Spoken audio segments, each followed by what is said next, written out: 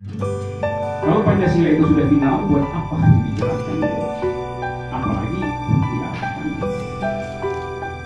Nanti kalau sang pengarah Pancasila itu pensiun, dia akan disebut sebagai mantan pengarah Pancasila. Agak lucu istilahnya. Yang kedua adalah kalau Pancasila itu tidak dibicarakan, dia mesti dibicarakan di dalam seluruh komponen.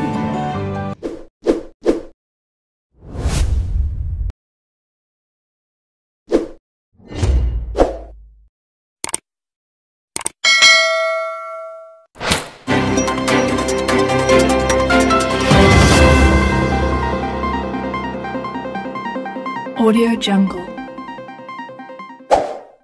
Bagi saya senang karena saya baca tornya dan bertemu dengan satu kumpulan pikiran di Salatiga yang berupaya untuk mengaktifkan ulang pikiran tentang bernegara. Jarang kita bicara hari-hari ini tentang kondisi intelektualitas dari negeri ini, bangsa ini. Kita sibuk bicara tentang elektabilitas. Padahal pemimpin itu secara pertama adalah intelektualitas, integritas. Nah, sekarang ada masalah, yaitu bagaimana mengaktifkan ulang dasar negara supaya dia jadi pembicaraan intelektualitas. Supaya dia tidak sekedar jadi olok-olok di media massa karena kesalahan konsep. Kesalahan konsep yang saya maksud adalah debat hari ini, debat minggu ini tentang status dari instansi yang namanya BPIP itu. Situ ada yang namanya pembina Pancasila atau apa yang jadi apa namanya pengarah Pancasila. Saya tidak setuju dengan istilah itu.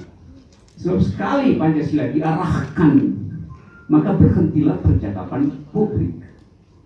Nah itu setiap kali diundang seminar tentang Pancasila, saya selalu bertanya, kalau Pancasila itu sudah final, buat apa dibicarakan itu?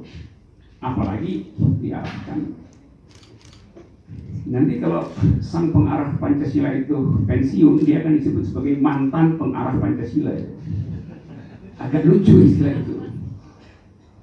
Yang kedua adalah kalau Pancasila itu hendak dibicarakan, dia mesti dibicarakan di dalam seluruh komponen masyarakat supaya timbul partisipasi untuk menafsirkan Pancasila. Kalau dia dilembagakan dalam birokrasi, maka dia menjadi doktrin. Bahaya dari sebuah bangsa yang doktriner adalah berhentinya komunikasi warga negara. Jadi dari awal saya tidak setuju dengan status itu, apalagi itu kayak yayasan BPIP itu tuh. Ada dewan pengarah, dewan pengawas, dan segala macam. Kalau statusnya instansi Weberian, instansi rasional, ya sudah, sebut aja sebagai instansi itu. Tidak perlu ada semacam dewan. Dari segi itu kelihatan adalah pembentukan dewan itu adalah upaya untuk mengkooptasi atau upaya untuk menyogok beberapa petinggi di situ. Sehingga seolah-olah itu jadi oligarki baru. Tokoh agama ada di situ yang sudah selesai, tokoh konstitusi ada di situ. Kenapa nggak ada seorang mahasiswa dari Salatiga jadi bagian dari dewan itu? Supaya ada pikiran dan universitas yang fresh, yaitu mahasiswa misalnya. Kalau itu mau dijadikan sebagai forum pembicaraan. Tapi udahlah, itu sudah terjadi, korbannya sudah ada. Dan semacam recollecting dari ide itu juga orang mulai menganggap nggak ada gunanya. Saudara Yudi Latif sudah mengundurkan diri, dan saya bilang pada Yudi Latif, ya benar Anda mengundurkan diri karena Anda itu di atas eksekutif, Anda itu Yudi Latif.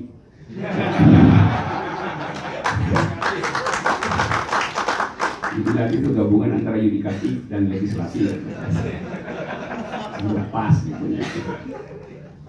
Nah, GSI mengambil inisiatif untuk membicarakan. GSI ini Gerakan Selamatkan Indonesia ya. Bukan Gerakan Sudirman Said untuk Indonesia. Mungkin itu bawas menurut saya. Walaupun itu juga hal yang baik. Tapi Pak Ganjar nggak ada.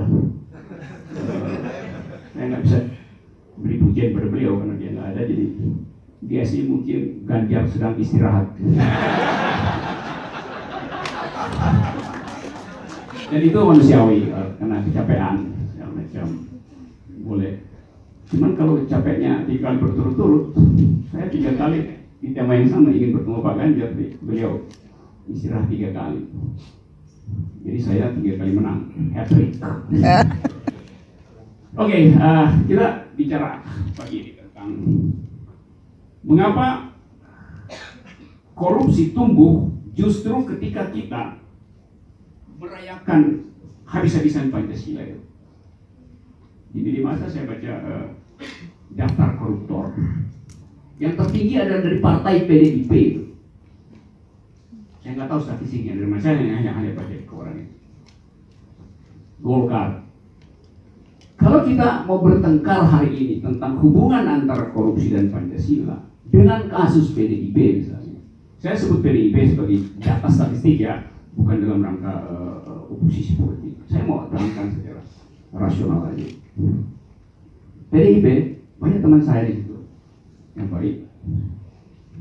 baik, menganggap bahwa Pancasila itu adalah darah politik partai itu karena genealogi dari Pancasila, asal usul dari Pancasila identik dengan Bung Karno. Saya nggak tahu kenapa kemudian Ibu Megawati yang diangkat jadi penasehat atau jadi apa namanya di BPIP itu tuh, bukan pengarah itu. Artinya bangsa ini juga secara feodal, saya sebut istilah feodal dengan sengaja ya, mau melanjutkan konsep Pancasila itu hanya berdasarkan garis darah. Seharusnya Pancasila, Ibu Megawati saya kasih kritik sekarang, seharusnya menolak itu. Karena Ibu Megawati harus mewakafkan Pancasila pada bangsa, pada anak muda, pada generasi muda, pada mereka yang berpikir di abad milenial. Saya mengerti kebutuhan-kebutuhan politis, tapi kalau Pancasila itu disederhanakan jadi seolah-olah punya PDIP, maka bagian bangsa yang lain akan sinis. Jadi kesalahan pemerintah adalah tidak mengerti konsep pluralisme. Kalau saya bertanya siapa sekarang pewaris Marxisme, nggak ada satupun anak Marx yang mewarisi Marxisme. Marxisme diwarisi oleh Chavez, Hugo Chavez di sana, oleh Fidel Castro segala macam. Diwarisi oleh mereka yang berpikir filosofis tentang Marxisme, Louis Althusser, Antonio Gramsci. Di Jepang ada Sofia University yang sangat kiri pikirannya. Jadi ideologi itu justru dispers karena tidak dikontrol berdasarkan garis keturunan itu. Nah sekarang bagaimanapun ada semacam kesulitan kita untuk menerangkan mengapa Pancasila itu seolah-olah itu menjadi 99% hanya dimiliki PDIP, dan yang 9% jadi 100% karena Megawati, akhirnya Ibu Megawati menjadi tokoh utama di situ. Sehingga orang bisa, kalau ada akademisi, Anda bisa bikin kalkulasi dari Pancasila jadi Soekarnoisme jadi Megawatisme. Tapi kita seolah ditahan untuk mengucapkan kritik itu karena nanti bermasalah. Ya, justru itu masalahnya kalau nggak dibicarakan. Karena kita nggak bilang bahwa seharusnya Pak Suteki yang ada di situ. Karena dia bikin semacam countervailing force, countervailing argumen tentang Pancasila. Supaya Pancasila hidup jadi living ideology itu. Dipercakapkan terus-menerus. Kita gagal dan gugup untuk memberi kritik itu. Nah ini pertanda bahwa ada suasana tidak demokratis bahkan terhadap upaya untuk merevitalisasi ideologi negara. Itu problem akademis luar biasa dalam soal itu. Tadi saya katakan bahwa Pancasila seolah-olah dimonopoli pengertiannya karena tertanam secara historis pada satu partai. Tapi di pihak lain, partai itu justru yang juga banyak koruptornya. Saya nggak bilang bahwa ada desain yang sama antara Pancasila dan korupsi. Lalu orang akan bertanya, mengapa partai yang Pancasilais in optima forma juga surplus koruptor? Tentu debatnya Golkar juga, Demokrat juga, semua partai dilakukan juga. Mengatakan kata juga itu artinya upaya untuk sekedar balancing. Mestinya nggak boleh bilang kata juga, mestinya nggak ada. Jadi seolah-olah karena partai lain juga ada, maka nggak terlalu salah kalau partai PDIP yang paling banyak itu. Apalagi kalau bilang kan rasionya di DPR berapa banyak, kita partai besar. Oleh karena itu rasio antara partai dan koruptor yang mungkin kecil dibandingkan dengan partai yang lain yang jumlah anggotanya sedikit tapi koruptornya dalam rasio lebih tinggi itu. Berpikir tentang korupsi dengan pola yang kuantitatif itu juga berbahaya. Kan mestinya logiknya kalau Anda partai yang terbesar harusnya korupsinya paling kecil.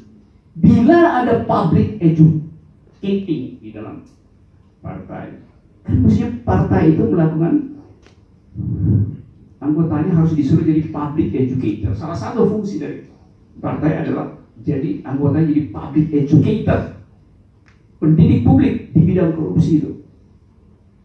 Tapi dalil itu nggak berlaku.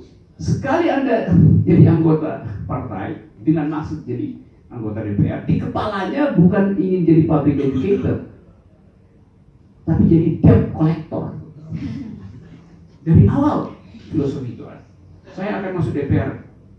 Jadi public educator ngapain? Saya mau langsung masuk Banggar. Itulah pusat dari debt collector. Jadi kita persoalan kenapa Pancasila justru menimbulkan korupsi? Karena pendidikan politik di partai miskin kurikulum public ethics. Tidak ada pendidikan etika publik di sini. Ini soal penting.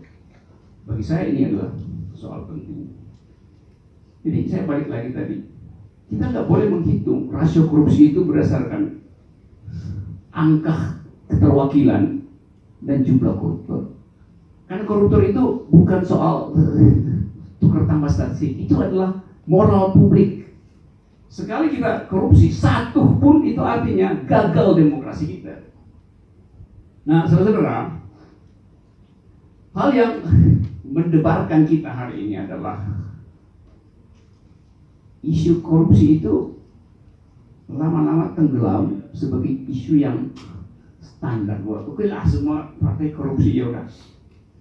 Maka timbul isu baru, kecemasan tentang radikalisme di kampus, dan itu dianggap sebagai akibat dari 2-3 partai yang terus mempromosikan ideologi-ideologi religius.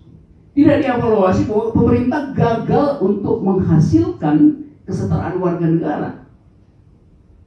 Jadi kalau kita lihat 2-3 tahun terakhir ini, ada semacam arogansi pada negara, junto pemerintah, bahwa yang Pancasilais hanyalah pendukung rejim. Jadi Pancasila itu jadi alat untuk membedakan, bukan lagi alat untuk menghasilkan percakapan warga negara. Akibatnya kita tidak menikmati kehangatan berwarga negara. Kehangatan berwarga negara yang nggak ada menimbulkan sensasi-sensasi lain, yaitu pikiran radikal. Jadi kata radikal sekarang direndahkan, padahal semua orang kampus harus berpikir radikal. Kalau Anda belajar di universitas, dengan sendirinya harus menjadi radikal. Kalau nggak jadi radikal, Anda jadi mediocre. Jadi mediocre artinya, ya itu boleh, ini boleh. Jadi follower, jadi dealer, bukan jadi leader. Nah sekarang ada upaya untuk menganalisa mengapa tiba-tiba kita dibikin cemas dalam tahun politik dengan isu radikalisme, isu fundamentalisme. Saya tiap hari baca media sosial soal negeri ini terpecah Karena soal sila ketiga itu tidak bersatu.